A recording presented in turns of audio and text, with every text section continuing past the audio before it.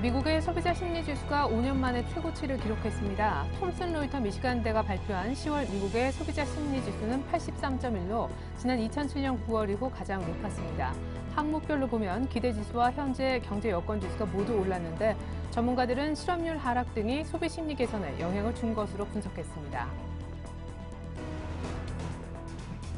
한편 지난 9월 중국의 소비자 물가지수는 전년 동월 대비 1.9%가 올랐습니다. 이는 지난 8월의 2%에서 하락하고 전문가 예상치인 1.9%와도 부합한 수치입니다. 지난 주말 나왔던 지표가 호조를 보이고 CPI 상승률마저 하락세를 띠면서 중국 정부의 정책 부담은 덜어질 전망입니다. 지식경제부는 지난달 자동차 수출이 1년 전보다 7.2% 감소했고 내수는 1년 전보다 4.8% 감소했다고 발표했습니다. 글로벌 경기 침체와 소비 심리 위축 때문입니다. 내수 판매는 세제 지원 효과로 하반기 회복될 것이라 기대가 되지만 글로벌 경기 침체는 길어지고 있어 수출 회복은 쉽지 않을 전망입니다. 장외 파생 상품에 투자했다 58억 달러의 손실을 냈던 미국 최대 은행 JP모건 체이스가 3분기 예상을 뛰어넘는 실적을 냈습니다. 주택담보대출 수요로 시장 전망치보다 모기지 수익이 72%나 불어났습니다. 3분기 순이익은 전년 대비 34% 늘어난 57억 1천만 달러로 주당 순이익은 1.40달러를 기록했습니다. 안녕하십니까. 오늘장 내일장의 최리나입니다. 어닝 시즌 부담을 잔뜩 안고 이번 한 주 시작을 하게 되었는데요. 코스피는 지난주 내리빠지면서 60포인트를 내주었음에도 불구하고 오늘 6일 만에 반등이 좀처럼 쉽지 않다는 것이 특징이 되겠습니다. 3일째 외국인들의 매도도 이어지고 있는데요. 이 정도면 기술적으로 오를 때가 됐다라고 하지만 아직은 아닌가 봅니다. 무엇보다 호재가 제대로 시장에 녹아들지 못하고 있는 것 같아요. 중국의 물가가 1%대 떨어지면서 중국의 경기 부양하기가 굉장히 쉬운 구조가 되고 있고 미국의 지표도 굉장히 좋았는데 시장은 오늘까지 조정입니다. 문제는 한 30분 전부터 급락하기 시작한 코스닥인데요. 먼저 코스피 시황 흐름부터 체크해드립니다. 네, 외국인만 팔고 있습니다. 기관이 소폭 순매수 전환을 했습니다. 연기금, 국가 지자체 중심의 기관 물량은 들어오고 있는데 19일째 투신권이 팔고 있고 외국인도 3일 연속 매도인데요. 현재 외국인들은 1,500억가량 순매도 보이고 있습니다. 오늘 장중에 1930선대 약간 플러스 전환도 했었지만 지금 딱 61선에 걸려 있습니다. 코스피 낙폭도 다시 한번 커진다라는 느낌. 오늘 장중 저점 부분입니다. 코스닥의 흐름을 보죠. 네, 조금 전에 3% 넘게 빠졌었습니다. 깊은 낙폭 보이시죠? 빠르게 낙폭이 1시 반 전후로 해서 생겼었습니다. 지금은 아주 장중 저점 대비는 올라와 있지만 2.3% 이상 제법 큰 낙폭이 오늘 코스닥 쪽에서 보여지고 있습니다. 선전하고 있다는 아우, 이제 형님과 함께 좀 무너지는 것이 아닌가 우려도 생깁니다. 오늘 외국인 기관의 양 매도가 코스닥 쪽에 걸려 있군요. 이번에 외환 시장으로 한번 가볼까요? 중국 지표 나오기 전 여러 가지 우려감 때문에 원달러 환율이 한 3원가량 대법 출발을 했었었는데요. 지금은 상승폭이 좀 미미하네요. 1111원 50전 정도에서 움직이고 있습니다. 네, 코스닥마저 급락하면서 대안이 없어진 가운데 이번 주 후반 반등을 기대하는 투자 전략이 맞는 것인지 아니면 리스크 관리가 필요한 때인지 먼저 오늘장 내일장 일부에서 준비한 소식을 체크해보겠습니다. 애널리스트에게 듣는다. 오늘은 동양증권 조병현 연구원부터 만나보겠습니다. 18일 날 나온다고 하죠. 중국의 3분기 GDP 성장률 둔화로 인한 시장 충격 가능성은 얼마나 될까요? 주 후반에 있을 EU 정상회담에서 그리스와 스페인 해법 모두 나올지 모두 이슈 체크를 해보겠습니다. 계속해서 우리 투자증권 양산지점으로 가 김민규 차장님 만나보죠. 이번 주에도 개별 종목 장세가 계속될 수 있을까요? 중국 내수주가 연일 강세를 띠고 있는데 지금 살만한 종목은 없는지 종목 공개도 부탁드려보겠습니다. 이어서 평택촌놈을 이기는 전략 정호영 대표님 만나볼 텐데요. 지수 반등 시 대응 전략 미리 짜보고 오늘 3% 넘게 빠지고 있는 셀트리온 지금 매수에 단기 수익 얻을 수 있는지도 알아볼게요. 주간 5% 수익 낼 수 있는 공략 종목 이라이콤입니다. 동양증권 부평지점 박현상 대리가 주목하고 있다고 하네요. 끝으로 텐스탁의 이정현 팀장님과 함께 마감 전략 세워보겠습니다. 18일 이후 정상회담에 대한 기대와 결과값이 시장의 지지와 반등을 모두 이끌어줄 수 있을까요? 탱크웨어, SK하이닉스 등을 보유하고 계신데 포트넷 종목별 대응법도 찾아드립니다. 자, 자, 코스닥까지 무너지면서 시장이 좀 심상치 않게 흘러갑니다. 코스피는 1920선을 위협받고 있는데요. 여의도로 나가보겠습니다. 동양증권 조병현 연구원님 만나보죠. 안녕하세요. 예, 안녕하십니까? 네, 지난주 너무 열심히 빠져서 오늘 반등 기대했었는데 그렇질 못합니다. 이번 주 일정, 반등의 실마리를 제공할 만한 변수가 이번 주에 나올 수 있을까요? 예, 일단 그 주간에 발표될 그 경제지표 발표 일정부터 먼저 확인을 해보겠습니다. 일단 오늘 밤에 그 뉴욕주 제조업 미국 제조업 지수 중에 하나인 그 뉴욕주 엠파이어 스테이트 지수라고 불렸는데 뉴욕주 제조업 지수가 발표될 예정이고요. 내일 같은 경우는 미국의 NAHB 주택시장 지수가 발표가 될 예정입니다. 그리고 17일에는 미국의 건축 허가 건수하고 주택 착공 건수가 발표가 될 예정이 되어 있고요.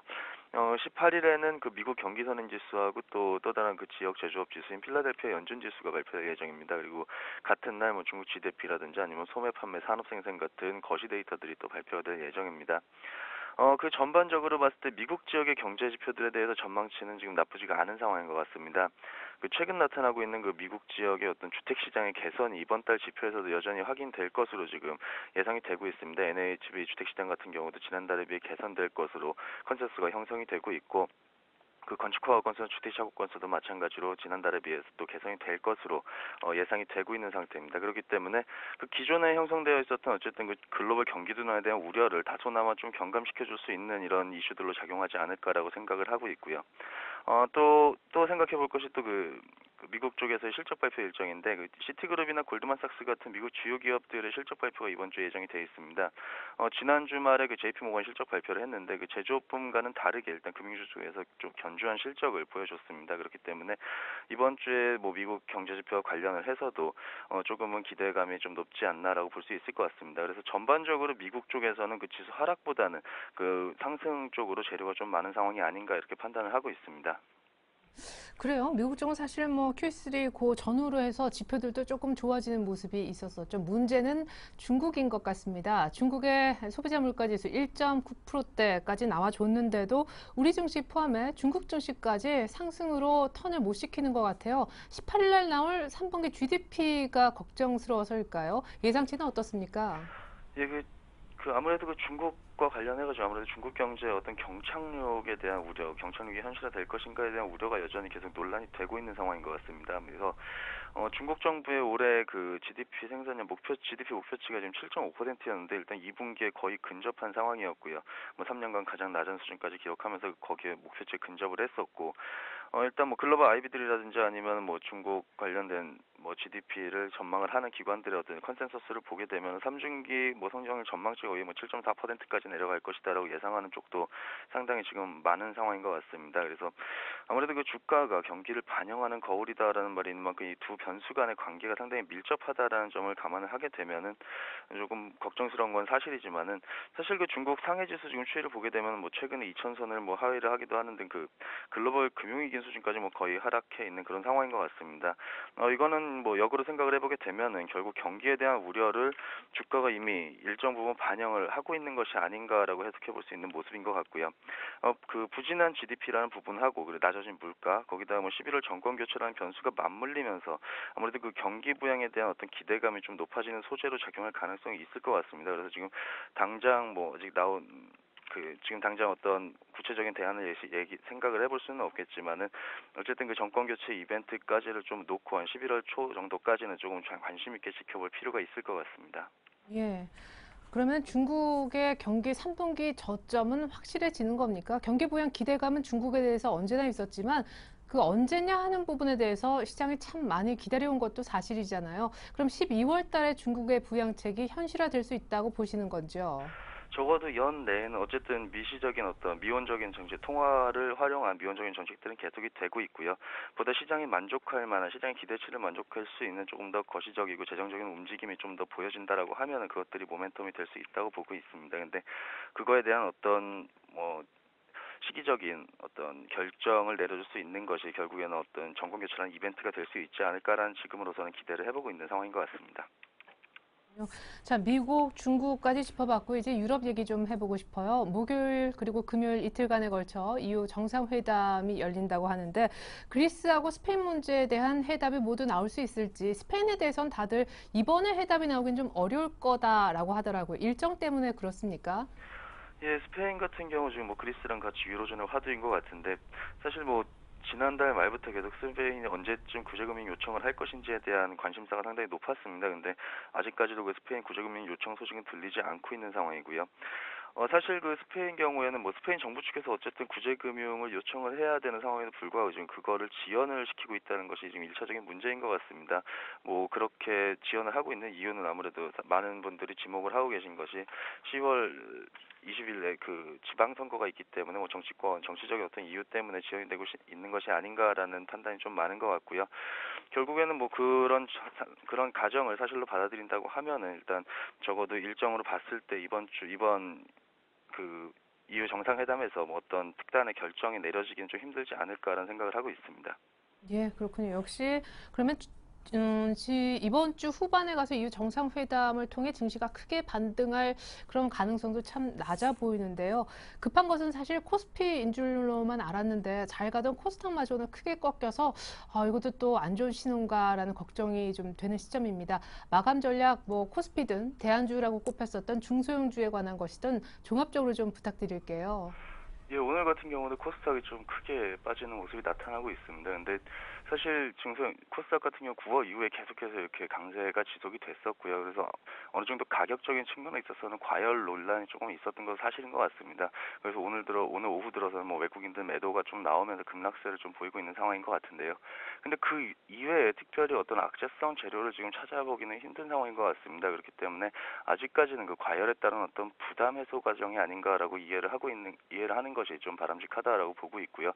여전히 그 어떤 뭐 지금 불황기의 어떤 소비라든지 이런 부분들에 관련해 해가지고 좀 스토리를 가지고 있는 종목들에 대해서는 계속 실적이라든가 업황 쪽에서 스토리를 가지고 있는 종목들에서는 계속해서 관심을 좀 가지고 지켜볼 필요가 있을 것 같고요. 전반적으로 봤을 때 이번 주를 놓고 봤을 때 뭐 호재라고 작용을 할 수 있는 건 미국 쪽의 경기 지표들 이라고 말씀은 드렸지만 사실 경기에 대한 우려가 완전 미국 쪽의 경제 지표들만 가지고 완전히 회복될 건 아닌 것 같습니다. 그렇기 때문에 여전히 경기 회복에 대한 불안감들은 좀 시장에 남아 있는 상황이라고 보고 있고요. 그렇다면 뭐 전략을 가지고 할 때는 아무래도 약간 방어적 성격을 좀 가지고 있는 어떤 필수 소비재와 관련된 업종들에 대해서 좀 관심이 여전히 필요하지 않을까라고 판단을 하고 있습니다. 그런 쪽에서 생각을 해보게 되면 아무래도 음식료라든지 의약품 같은 경기 방어적인 성격을 좀 가지고 있는 소비재 업종들에 대해서 좀 관심이 필요하지 않나 이렇게 생각을 하고 있습니다. 네, 좋습니다. 뭐 앞서 단기적으로 많이 올랐기 때문에 오늘 코스닥이 좀 내리는 것은 당연해 보인다라는 얘기 하셨고, 섹터를 찾을 때는 경기 많이 안 타는 방어주, 음식료와 제약 쪽을 주목하자라는 팁까지 감사합니다. 동양증권 조병현 애널리스트의 분석 들어봤습니다. 고맙습니다. 예, 감사합니다.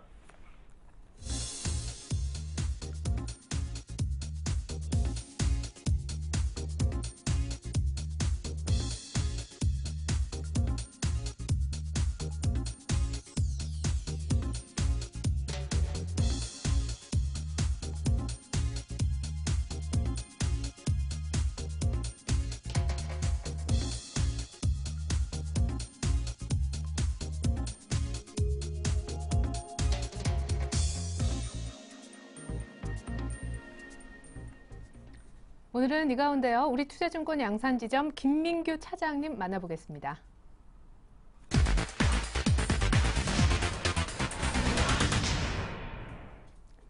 네, 차장님 안녕하세요.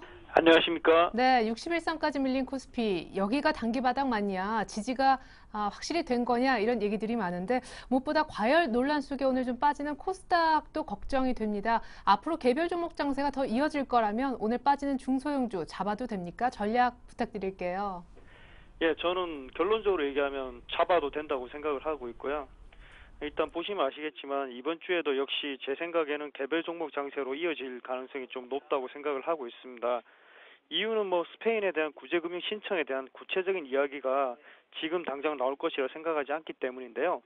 스페인에 대한 구제금융 신청이 나와야지만 개별 종목 장세가 정리가 되고 저희국 지수 대형주라든지 경기 민감한 업종들에 대해서 주가의 흐름이 나올 것이라고 생각을 하고 있습니다. 그리고 최근에 기관의 수익률 깸으로 인해서 개별 종목 장세는 당분간 계속적으로 이어질 것이라고 일단 생각을 하고 있습니다. 결국에 보시면 지수 대형주나 경기 민감주가 올라가기 위해서는 유럽에 기결되는 그리스, 스페인 사태가 종결돼야 될 것이라고 일단 제 얘기를 드리고요. 스페인에 대한 EU에 대한 결정은 현재 갑의 입장은 아니지만 스페인이 결국 을의 입장도 아니기 때문에 조금 더 서로 밀고 당기는 조건, 구제금융에 대한 조건에 대해서 서로 밀고 당기는 수순이 이어질 것이라고 생각을 하고 있기 때문에 그게 전격적으로 이번 주에 될 것이라고 생각하고는 있지 않습니다. 그리고 그리스 역시 당분간은 문제의 이슈로는 떠오르지 않을 전망인데요. 왜냐하면 최근에 그리스 유로존 탈퇴에 대한 확률이 금융기관에서 전체적으로 낮추고 있는 모양새를 보여주고 있기 때문입니다. 예, 그렇군요. 자, 스페인에 대한 얘기까지 해주셨는데 그러면은 오늘 코스닥의 급락 원인을 뭐라고 보시는 거예요? 단순히 과열됐기 때문이다라고 보시는 겁니까? 갑자기 좀 내려가기 시작을 했죠. 네네. 내려가기 시작을 했는데요. 지금 증권가에서 좀 도는 소문은 주식 론에 대해서 이제 정부가 규제를 하겠다는 뭐 얘기가 조금 시장에 돌았습니다. 그래서 그 돌면서부터 좀 빠지기 시작을 했는데요. 일단 수급적인 흐름에서는 뭐 외국인 쪽에서 좀 매도가 일단 나오는 걸로 일단 확인이 되고 있는 상태입니다. 근데 여기서 좀 제 생각에는 여기서 그렇게 급락을 한다고 해서 여기서 개인들이 주식을 던지고 나오기에는 아니라는 생각이 들고요. 지금 오히려 불안 매수적인 입장에서 보면 상당히 좋은 기회가 될 수도 있다고 생각을 하고 있습니다. 그래서 지금 투매에 동참하실 필요는 없다고 생각하고요. 단지 이제 고객들이라든지 개인 고객들이 보시기에 자신이 좀 집어뒀던 종목들에 대한 수급을 한 번 더 확인한 다음에 거기에 따라서 맞게 대응을 하시면 충분히 여유가 있을 거라 생각됩니다. 예. 네.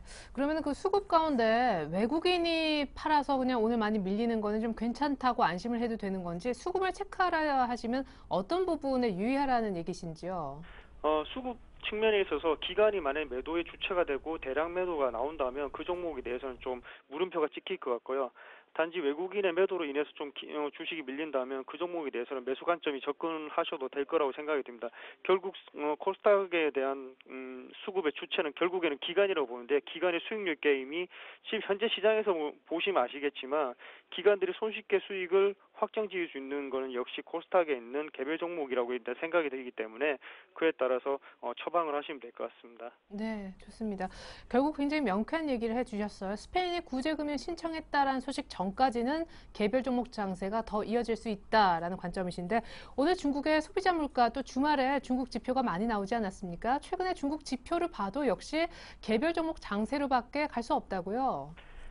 지금 우리나라 시간으로 이제 10시 반에 이제 중국의 경제 지표가 발표됐는데요. 네. CPI하고 PPI가 발표됐습니다. CPI는 소비자 물가 지수고 PPI는 생산자 물가 지수인데요. 소비자 물가 지수는 1.9% 증가로 예상치를 부합을 했고 생산자 물가 지수는 마이너스 3.6% 예상치보다 좀 더 낮게 나왔습니다. 전체적으로 보시면 좀 긍정적인 모멘텀이라고 볼 수 있는데요. 제가 중국 시장에 대해서 계속 보수적인 관점으로 얘기 드리는 이유는 계속 이야기 드리고 있겠지만 정권 교체 기회에 따라서 차기 정권에서 새로운 경제 드라이브를 걸기 위해서는 기존에 있는 정권들이 좀 더 쉬어갈 필요가 있다는 점입니다. 그리고 공산당 대회가 11월 달에 아마 있는 걸로 알고 있는데 거기서 아마 얘기 나오기 전까지는 드라이브 걸기가 상당히 힘들고 전체적으로 지방 정부에 대한 뭐 지원이라든지 뭐 세에 대해서 이야기를 나오겠지만 전체적으로 중국은 조금 더 시간이 필요하다는 게 요소입니다. 근데 지금 제가 지금 중국 시장에서 좀 주목하고 있는 점은 중국의 소비와 관련된 우리나라 기업들에 대해서 상당히 좀 주목을 하고 있습니다. 물론 주가 흐름은 중국은 상당히 어려운 국면이지만 중국 관련 한국 기업들 보셔서 아시겠지만 주가 흐름이 상당히 좋습니다. 조금 더 개별 장목을 보시고 매매를 하시는 것이 좋을 거라고 일단 생각이 되는데요. 제가 화장품 주식을 계속적으로 주목했던 게 몇 주가 넘었는데 그때도 보시면 아시겠지만 코스맥스라든지 이런 기업들 주가가 많이 올라와 있는 상태였습니다. 그래도 지금 만약에 일주일 단위로 매매를 하신다고 생각하신다면 코스맥스라든지 임플란트 관련 업종들은 계속적으로 봐주셔야 되고요. 임플란트 관련해서는 아시다시피 오스템 임플란트 그리고 화장품 관련해서 코스맥스. 단지 근데 중국 시장 중에서도 중공업과 관련된 내수주 관련 중에서 중공업과 관련된 주식들은 피하셔야 될 거라고 일단 생각이 듭니다. 관광업종인 하나투어, 호텔신라, 파라다이스도 함께 보시면 좋을 거라 생각됩니다. 네, 중국 내수주 관련해서 관심 가져볼 만한 종목까지 감사드립니다. 오늘 또 많이 빠진 그런 중소형주 있는데 말씀하셨던 종목들은 오늘 지금 현재도 굉장히 견조한 흐름이군요. 자, 그렇다면 특별히 이제 중국 쪽만 떼서 얘기를 해주셨는데 전체 포트를 꾸린다면 말씀하신 종목은 어느 정도 비중을 차지하게 되는지 기타 다른 섹터에는 어느 정도 관심을 갖고 계세요? 지금 전기전자 쪽에서 저는 한 20%를 계속적으로 강조를 하고 있는데요. 결국 돈 버는 업종에 대해서 좀 시장에 관심을 가져야 된다고 생각을 하고 있습니다. 스마트폰 관련주인 뭐 인터플렉스, 이녹스, 멜파스, ELK, 덕산, 아이메탈, SFA 같은 종목들을 주목을 하셔야 되고요. 자동차 업종 같은 경우에는 저 계속적으로 강조를 드렸던 엔비다드 종목, MDS테크라든지 유비벨록스 쪽에 계속적으로 관심을 주면 될 것 같고요. 중국 관련 주식들은 지금 제가 10%로 포트에 새로 넣었습니다. 오스템 임플란트하고 코스맥스 정도를 넣고 있는데요. 관광업종 같은 경우에는 뭐 하나투, 호텔신라, 파라다이스에 있겠지만 중국 관련주는 저는 이 두 가지 정도로 핵심적으로 보고 있고요. 화학에서는 이미 물려있는 분들을 위해서는 LG화학이라든지 호남석, 금호석유 정도 세 개를 보고 있는데 여기서 매수는 뭐 분할 매수 쪽으로 접근할 수밖에 없는 상황이고 셰일가스 관련해서는 뭐 10% 정도 포트에 넣고 있습니다. 핀텍도 그렇고요. 특히 한국카본도 10% 넘게 빠지면서 일단 대량 거래가 터지는데 이 두 종목 괜찮은지, 그리고 중국 관련해서 화학주도 계속 홀딩해도 괜찮겠습니까? 화학주 같은 경우에는 지금 보시면 개인 고객들 보시면 대부분 다 뭐 마이너스 40%권 이상으로 지금 물려 있는 상태들이 많이 있을 겁니다. 그렇기 때문에 여기서 뭐 새로운 포트를 돌려서 간다는 건 제가 생각할 때 너무나 어려운 것 같기 때문에 화학 종목을 어쩔 수 없이 가져가는 모습이고요. 셰일가스 관련해서는 한국카본하고 지금 화인텍 같은 경우에 좀 주가 흐름이 좀 많이 안 좋은 상태인데요. 제 생각엔 지금 주가에서는 다시 한번 더 사도 된다고 저는 생각을 하고 있습니다. 좋습니다. 이렇게 해서 기존 포트 종목별 대응법까지 들어봤습니다. 우리 투자증권 양산지점 김민규 차장님 전략이었습니다. 분석 감사합니다. 감사합니다.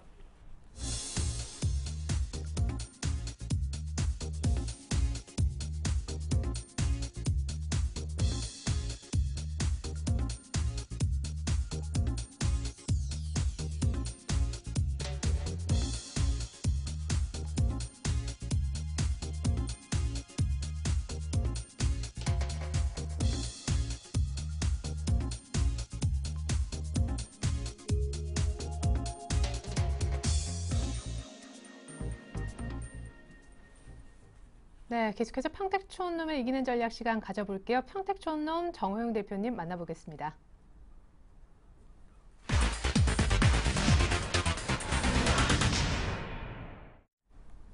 네, 정 대표님 안녕하세요. 네, 안녕하세요. 네, 이번 주 초코스피 1950선까지 단기 반등 나오면 팔라고 하셨었는데 팔 기회가 쉽게 주어지지는 않는 것 같습니다. 무엇보다 1시 반 정도부터 날벼락이 떨어진 코스닥 중소형주 흐름은 어떻게 보시는지 전략 부탁드릴게요. 네, 말씀하신 대로 코스닥이 날벼락이 떨어졌습니다. 네. 오늘 코스닥 일교차가 무려 3.74%입니다. 그러면 3.74%면 이제 잘 와닿지가 않잖아요. 무슨 말인지.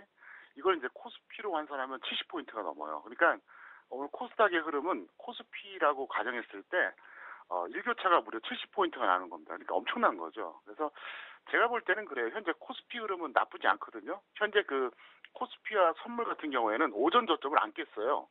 오전 저점을 뜻밖에도 안 깨고 잘 지지하고 있는데 코스닥은 제가 볼 때는 일부 테마주, 일부 세력주들이 투매가 나오면서 동반해서 하락하는 이런 패턴이고요.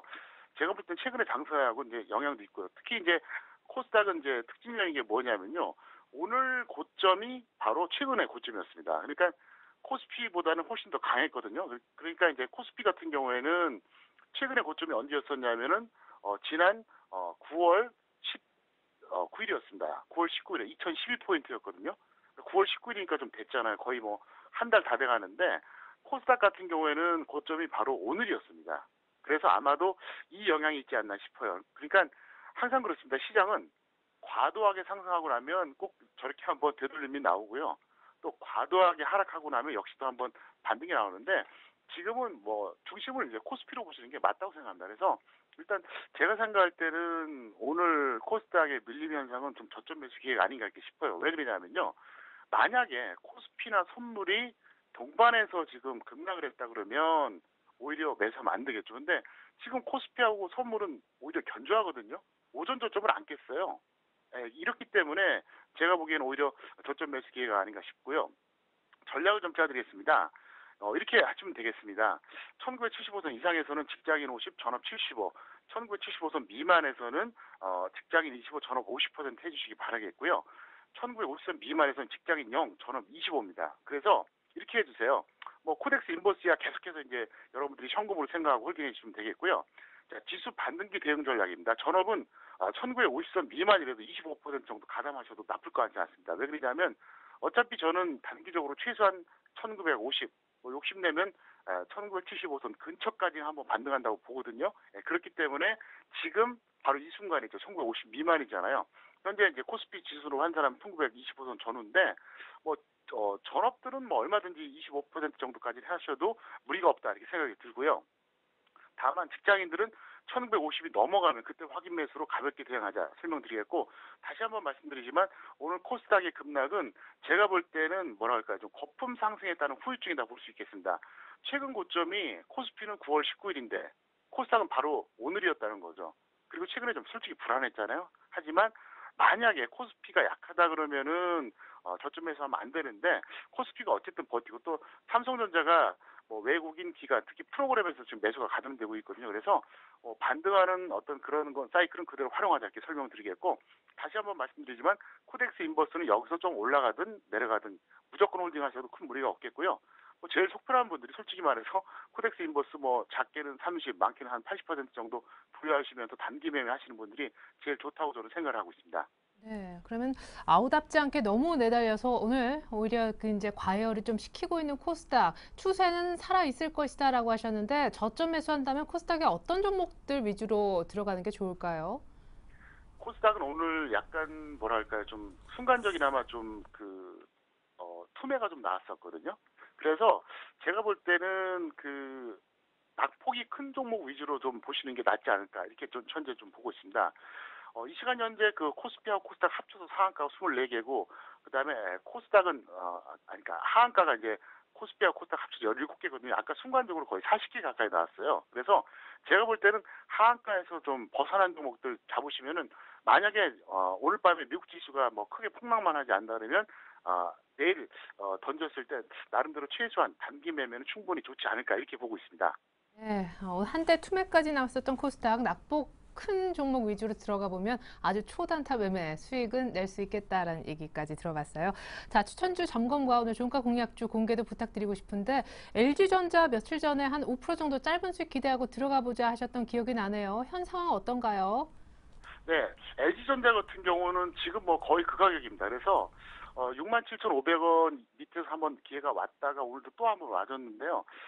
제가 볼 때는 여기서 어차피 지수가 한번 반등 나온다 그러면 짧게 보고 들어가기는 뭐 좋지 않나 해서 오늘도 왔으니까 67,500원 전후 매수하셨고요. 그 다음에 마이너스 5, 플러스 5 이 정도로 이제 단타로 좀 해주시기 바라겠습니다. 그리고 셀트리온 같은 경우에는 오늘 종가에 한번 매수해 보세요. 왜 그러냐면 지금 최근에 이것도 많이 빠졌거든요. 27,000원 아래인데 종가에 매수해서 역시 이제 무조건 위아래 5% 정도만 보시면서 해주시면 뭐 무리가 없을 것 같고요.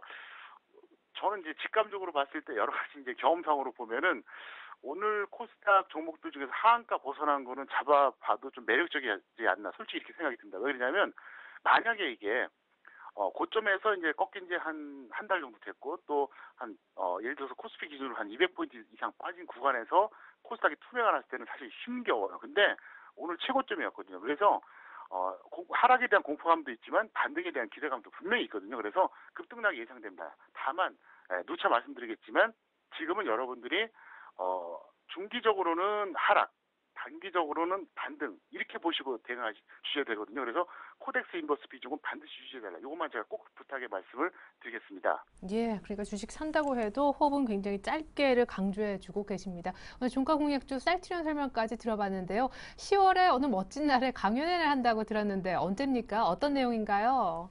네, 10월 20일 토요일에 이제 딱 2시간 합니다. 그래서 이제 길게 안 하고요. 딱 2시간 동안 스트레이트로 해버리는데요. 동부 금융센터에서 하고 있습니다. 근데 중장기 시황하고요. 그 다음에 공략 업종과 그 다음에 종목에 대해서 제가 강의식으로 좀 전달을 좀 해드리겠습니다.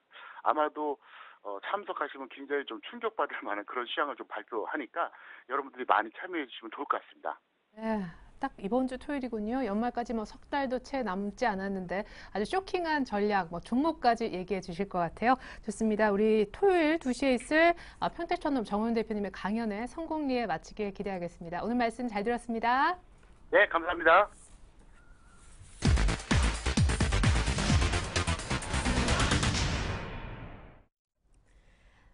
안녕하세요. 주간 5% 공략주 김보람입니다. 일주일 동안 5% 수익이 기대되는 종목을 찾아보는 순서인데요. 먼저 한 주간의 수익률부터 확인하고 시작하겠습니다. 지난주 월요일에 받았던 종목입니다. 동양증권 박현상 대리의 와이솔 오늘로 딱 일주일째인데요. 아쉽게도 1% 정도 손실입니다.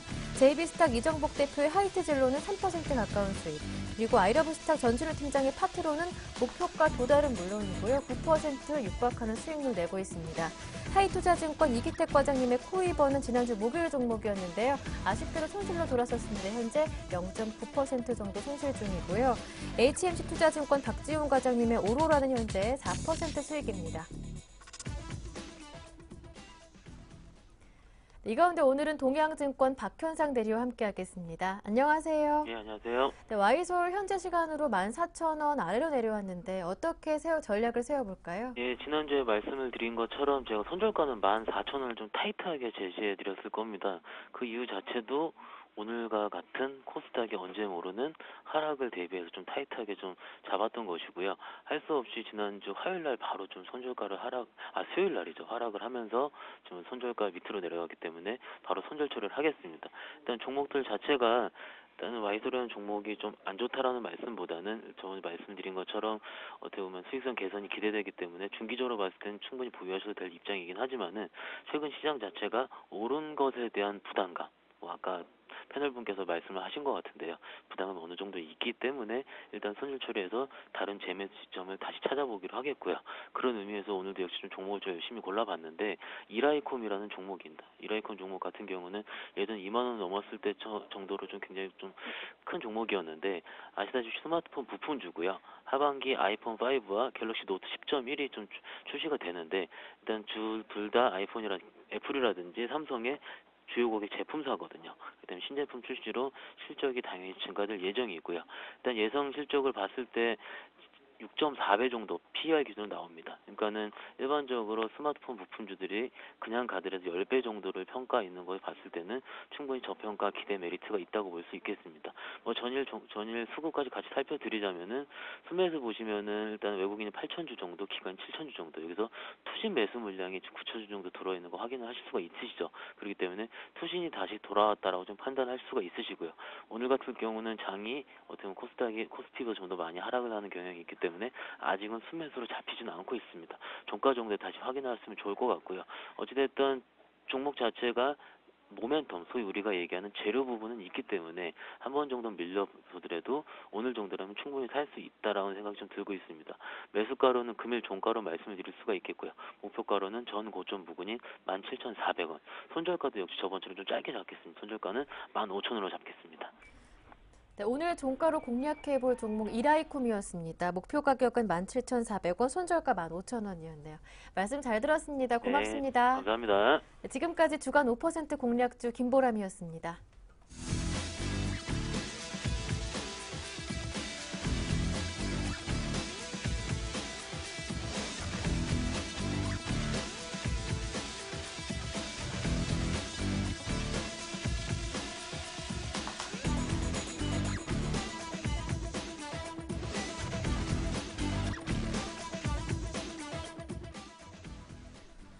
네, 재밌습니다. 오늘 코스닥이 굉장히 다이나믹하게 움직이고 있는데요. 3% 넘게 급락했던 코스닥의 낙폭이 2% 안쪽으로 들어오고 있고 외국인이 코스닥의 낙폭을 만들었다는 분석이 많았었는데 지금은 또 외국인이 코스닥에 순매수콜을 보내고 있는 상황입니다.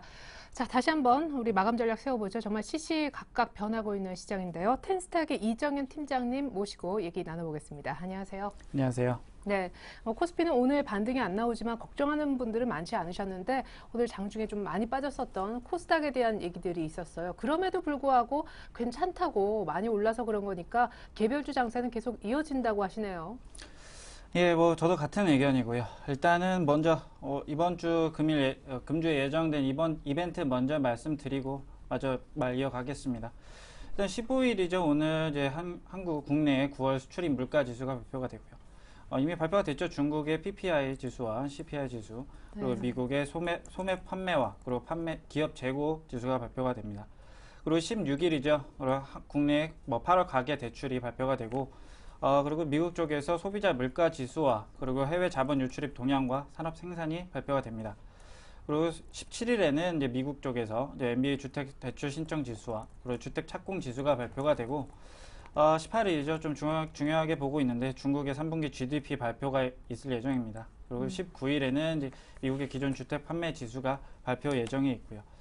일단 뭐 이 점을 봤을 때 일단 미국 쪽에서 발표되는 지표 관련해서는 일단 미국 쪽에서 지금 조금씩 그래도 그 경기가 이제 회복 중인 점을 나타내주고 있기 때문에 그 점이 계속 이어지고 있는지를 확인해 주시면 될 것 같고요.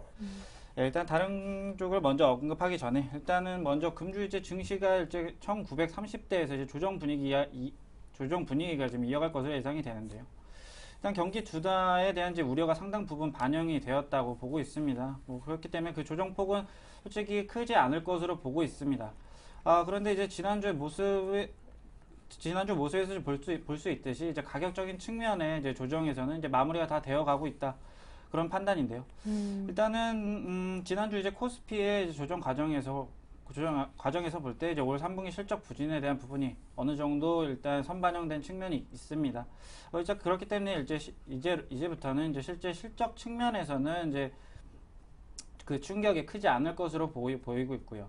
아무래도 이번 주 중에서 좀 과도하게 낙폭이 된다면 1900선까지는 좀 하방 경직성을 이제 보여줄 것으로 보고 있습니다.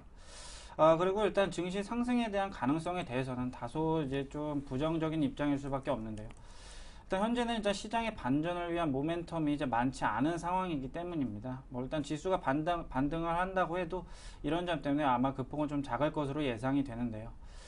일단 이렇게 안 좋은 얘기만 하기보다는 일단은 말씀드린 뭐 중국 쪽 얘기와 일단 제가 보기에는 EU 정상회담에서 그래도 증시의 반등 모멘텀이 좀 나오지 않을까 하는 것이 제 생각입니다.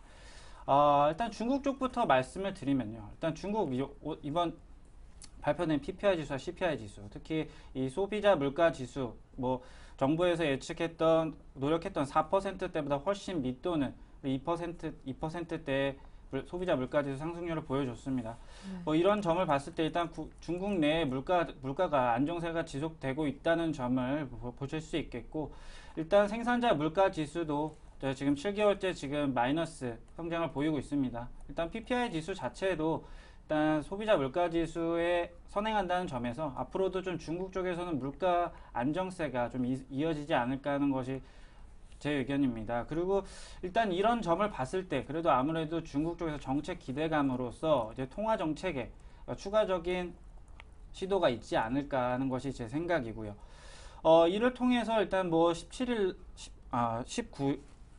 18일 날 발표되는 일단 중국 GDP가 다소 좀 하락해서 발표될 것으로 예상되고 있지만 뭐 이 또한 뭐 새로운 통화 정책의 발표에 새로운 기대감으로 작용하지 않을까 하는 것이 제 의견입니다. 그리고 일단 한 가지 더 이제 증시의 지지와 이제 반등을 이끌어줄 중요한 이벤트죠. 일단 제가 생각하는 건 바로 이제 이번 주말에 열릴 EU 정상회담인데요. 네. 일단 경기나 실적이나 그리고 수급 뭐 모든 면에서 어느 것 하나 지금 시장에 도움이 되지 못하고 있는 상황에서 굉장히 큰 단비가 될 가능성이 큽니다. 일단 이번 주 이제 정상회담에서는 이제 뭐 그리스의 이제 긴축 시한 연장과 함께 뭐 스페인 규제 금융 시기 그리고 은행 연합 신설 등이 논의가 되는데요. 아무래도 지수가 낙폭을 키우게 된다면 아무래도 여기서 정책 기대감 또한 부활할 수 있을 것으로 보고 있습니다.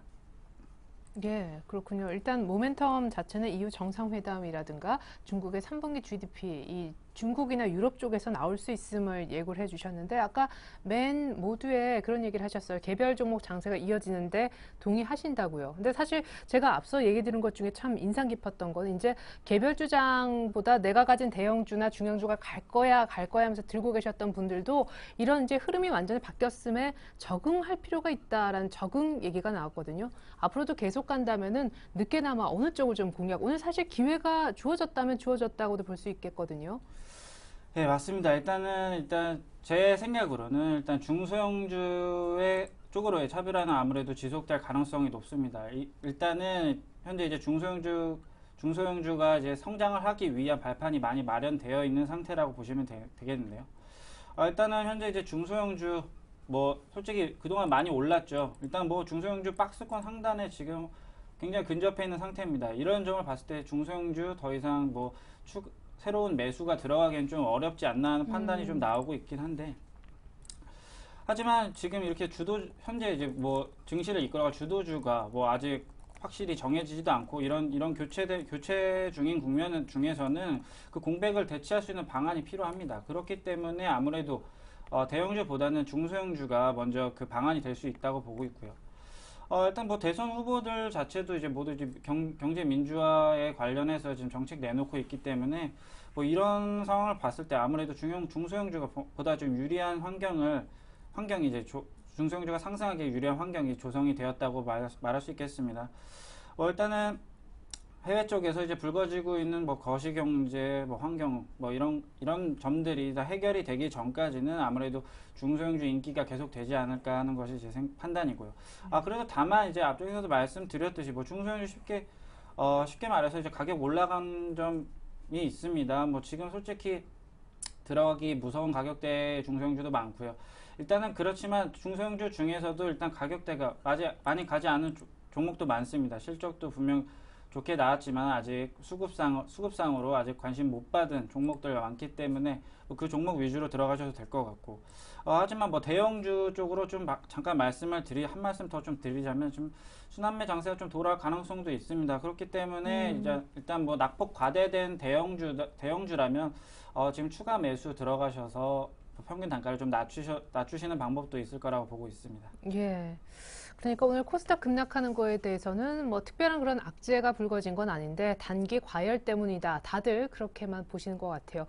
말씀하신 내용을 보면은 해답이 3개 있는 것 같습니다. 지금 잘 갔던 종목들 오늘 시원하게 내리니까 들어가는 방법 하나 하고, 중소형주라고 하지만 좀 덜 갔던 종목 하나 하고, 순환매가 코스피 쪽에도 들어갈 수 있으니까 또 대형주 중에 낙폭과대 괜찮은 종목을 고르는 방법. 3가지 중에 오늘 어떤 타입의 종목을 하나 준비해 오셨나요? 제가 오늘 준비한 종목은 일단 실적이 뒷받침되고, 일단 게다가 일단은 뭐 대형주는 아니더라도 그래도 지금 아직 가지 않은 종목, 그런 종목을 골라왔습니다. 네. 일단은 종목명 일단 멜파스인데요. 뭐 일단 앞에서도 말씀드렸듯이 실적 기대가 큰 기업입니다. 일단 멜파스 현재 이제 갤럭시 S3와 함께 갤럭시 노트 2에 이제 독점적인 터치 칩을 이제 공급하는 업체인데요. 일단 삼성전자 내에서 이제 1위 터치칩 공급 업체로서 이제 점유율은 약 60% 가량을 차지하고 있습니다. 일단 현재 이제 갤럭시 S3와 이제 갤럭시 노트 2의 판매 호조로 인해서 이제 3분기 매출액이 918억 원이 될 것으로 보고 있는데, 이 수치 자체가 분기 사상 최대 매출액으로 보여지고 있습니다. 일단 현재 두 독점 모델에 대한 이제 터치칩 공급 물량이 이제 11월까지는 현재 수준으로 이어질 것으로 보이고 있고요. 일단 터치칩 사업의 이제 성장성과 뭐 그에 따른 수익성 개선은 이제 아무래도 지속될 것으로 보고 있습니다. 일단 그리고 이제 문제는 이제 남은 하반기인데요. 일단 동사의 이제 터치 패널이죠. G1F, G1M 방식이 이제 적용한 이제 신규 스마트폰 터치 패널이 이제 공급이 되고 있는데, 이 터치 패널이 공급이 이제 본격화되면서 이제 그동안 부진했던 터치 패널에 대한 이제 삼성전자의 이제 관심도 높아질 것으로 보이고 있습니다. 지금은 현재 옵티머스 G에 이제 터치 패널 글래스 타입의 이제 터치 패널을 지금 사용하고 있기 때문에, 만약에 이 옵티머스 G가 만약 판매 호주를 보일 경우에는 아무래도 일단 글래스 타입의 터치 패널에 대한 삼성전자 지금 현재 양산화가 가능한 곳이 멜파스가 유일하기 때문에 아무래도 삼성전자에서 더 많은 납품을 원하지 않을까 하는 것이 제 생각입니다. 그리고 마지막으로 일단 차트 잠깐 보고 넘어가시면요. 네. 일단은 투신권의 뭐 계속적인 매수는 뭐 아주 긍정적인 면으로 볼 수 있고요.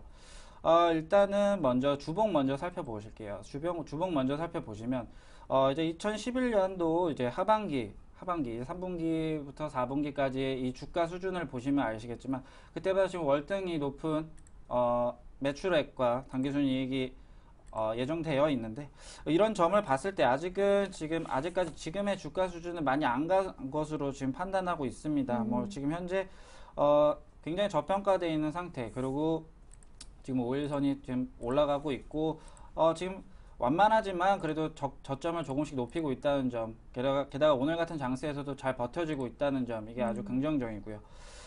이런 점을 봤을 때 일단 전 분기의 가격대로 봤을 때 일단 27,500원 정도 가격까지는 무리 없이 가지 않을까 하는 것이 제 생각이고요. 일단 손절가는 일단 조금 짧게 22,500원 수준에서 잡고 멜파스 홀딩 하시고 가시면은 충분히 수익 얻으실 수 있을 거라고 보고 있습니다. 네, 4분기까지 최대 매출액이 계속해서 경진될 것으로 기대되는 종목 멜파스 추천이 있었습니다. 자, 기존 포트폴리오 열어볼게요. 자, 오늘 중소형주가 조금 장중에 급락하면서 타격도 있었을 법한데요. 이정현 팀장님의 포트폴리오입니다. 팅크웨어, 하이닉스, CJ E&M, NHN 이렇게 네 종목이었군요. 자, 비중은 10%대도 있고 20%대도 있고. 자, 오늘 낮 12시 기준 수익률입니다. 팅크웨어가 조금 급락하긴 했지만 12시까지는 괜찮았었죠. 두 자릿수 정도 수익 보고 이익 실현 사인을 내셨고요. CJ E&M이 결국에 전량 매도 손절 터치로 인한 이유일 것 같습니다. 그 밖에 하이닉스와 NHN 정도는 보유이신데 자, 이익 실현 과 전략 매도 두 종목에 대해서는 AS를 꼭 들어야겠네요.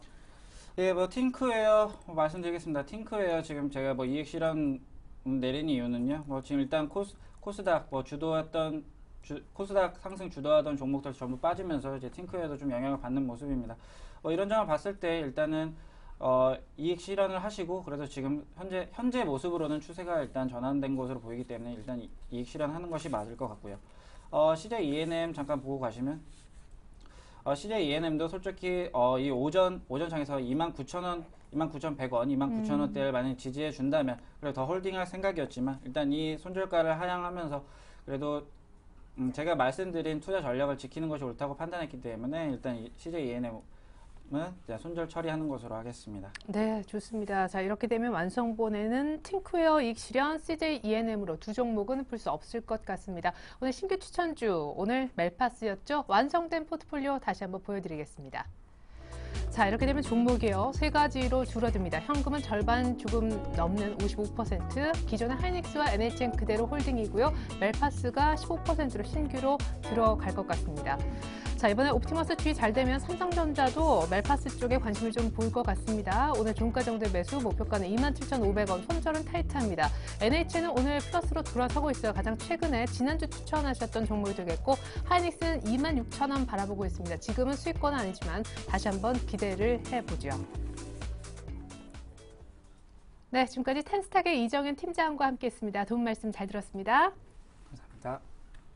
네, 코스피도 종가상 일단 1920은 지킬 것 같고요. 코스닥도 마지막에 다시 한번 외국인이 돌아오면서 잘하면 530도 지킬 수 있을 것 같습니다. 전 잠시 후 오늘자 내일자 2부에 종가 들고 다시 오겠습니다. 고맙습니다.